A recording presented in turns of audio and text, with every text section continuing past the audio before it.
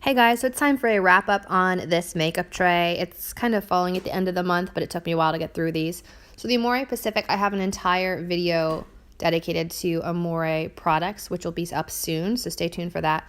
The under eye gel from Pixi, I feel like worked really well. The hand mask, it left my hands hydrated, but not overly so kind of on the fence about that one.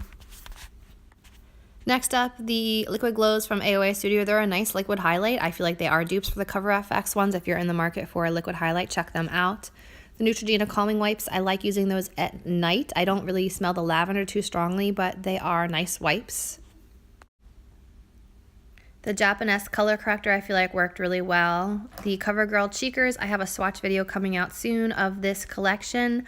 On the fence about these, still making up my mind. The new City Mini palettes from Maybelline were okay. The formula is good. I just didn't care for the colors. Really enjoying the new Milani products. I have an entire swatch video coming up late April of the Kevyn Aucoin Molten Mattes. And the Pixi brushes in this little kit were very nice as well. No complaints there. The Physicians Formula Healthy Powder, I wasn't loving it. Broke up on my skin. I have a dedicated video of all the ColourPop things that recently posted, so check that out. The Armani Si Passion fragrance I really like. It's a little bit more floral but has some sweet undertones, which is why I like it. The Beauty Blender spray and foundation. On the fence about these, still making up my mind.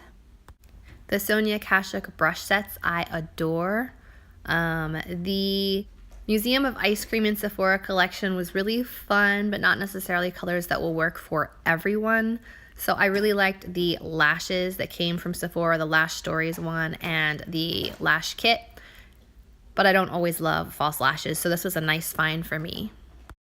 The Giorgio Armani powders, I've tried some in the past and liked them, but they were the wrong colors, so these were nice colors for me, one for contour and one just to kind of finish my face. So I hope you guys enjoyed hearing what I think of these products. Stay tuned for next month's makeup tray and reviews of those products as well.